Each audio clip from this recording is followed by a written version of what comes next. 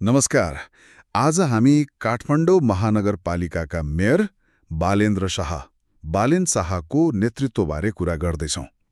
उहाँको काम, शैली अनि समग्र प्रभाव कस्तो रह्यो भन्ने विषयमा हामीलाई प्राप्त केही विश्लेषणहरूमा आधारित रहेर अलिक गहिरो चर्चा गरौँ न।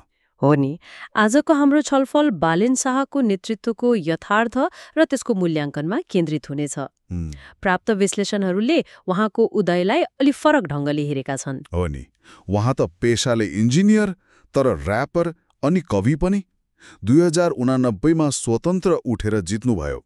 यो आफैमा एउटा अनौठो घटना थियो। एकदम। विश्लेषणहरूले के भन्छन् भने उहाँको जित चाहिँ अब कुनै पार्टीको भन्दा पनि जनतामा जुन एउटा निराशा थियो नि स्थापित नेताहरूप्रति, अनि विकल्पको खोजी हो त्यसैको परिणाम थियो।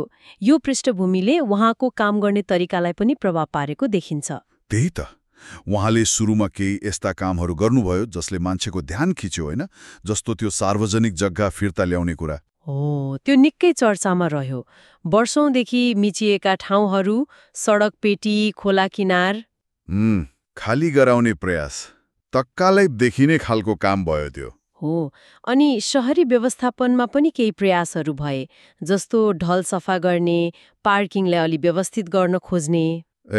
अनि त्यो डिजिटल सेवा पनि सुरु गर्नुभयो नि, प्रशासनिक पारदर्शिताका लागि भनेर।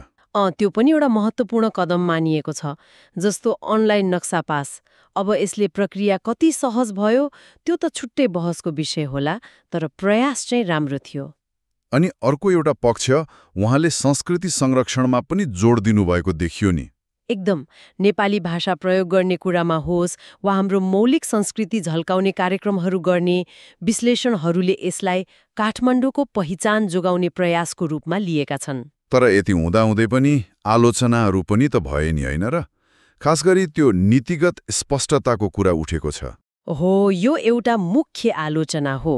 काम सुरु गर्ने, तर त्यसको दीर्घकालीन योजना के हो, त्यसको असर कसरी नाप्ने, त्यो कुरामा अलि अस्पष्टता देखियो भन्ने छ।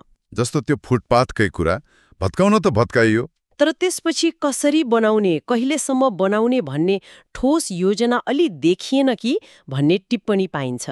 मतलब एक्सनमा जोड भयो तर रणनीति अलि कमजोर भयो कि। अनि अर्को कुरा, उहाँको कार्यशैली, त्यो संवादको पक्षमा पनि प्रश्न उठेको छ नि, अरूसँग समन्वय गर्ने कुरामा। हो, त्यो पनि छ।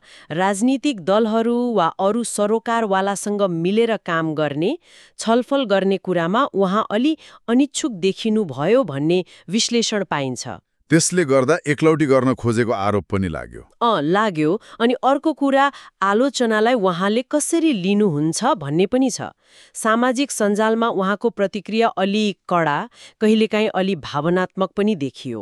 हो नि, त्यसले नेतृत्व कति परिपक्व छ भन्ने प्रश्न पनि उठायो। हो, यी सबै कुराले गर्दाखेरि अब मान्छेहरू पनि दुई भागमा बाँडिए जस्तो देखिन्छ। एकातिर उहाँलाई एकदमै डेयरिङ, इमान्दार, सिस्टम हलाउने नेता मान्नेहरू छन्, ठूलो समूह छ त्यस्तो छ। अनि अर्कोतिर चाहिँ उहाँलाई मिडियामा छाउन खोज्ने, योजना नभएको, अलि अपरिपक्व भन्नेहरू पनि छन्। यो त गजबको विरोधाभास भयो नि। हो, यसले के देखाउँछ भने जनता परिवर्तन त चाहन्छन्, तर त्यो परिवर्तन कसरी आउँछ, कसले ल्याउँछ, त्यसको मूल्याङ्कन गर्ने आधारहरू फरक फरक रहेछन्। त्यसो भए समग्रमा हेर्दा यी विश्लेषणहरूले बालेन शाहको नेतृत्वलाई कसरी निचोड निकालेका छन् त? धेरैजसो विश्लेषणले यसलाई एउटा सामाजिक प्रयोग जस्तै मानेका छन्। यो प्रयोगले केही कुरा त देखायो, जस्तो मान्छेहरू सचेत भएका छन्, पुराना पार्टीहरूप्रति विश्वास घटेको छ, परिवर्तन चाहिएको छ भन्ने देखियो। तर यो प्रयोग सफल हुनलाई खालि आँट र तत्कालको एक्सनले मात्र नपुग्ने रहेछ। मतलब व्यक्तित्वमा साहस त देखियो, तर नेतृत्वमा चाहिने त्यो लामो सोच्ने क्षमता, सबैसँग मिल्ने खुबी, अलि धैर्यता, त्यो चाहिँ अझै विकास गर्नुपर्ने देखियो भन्ने हो। नीतिबीच एउटा सन्तुलन चाहिँ आवश्यक छ। निकै रोचक विश्लेषण रहेछ।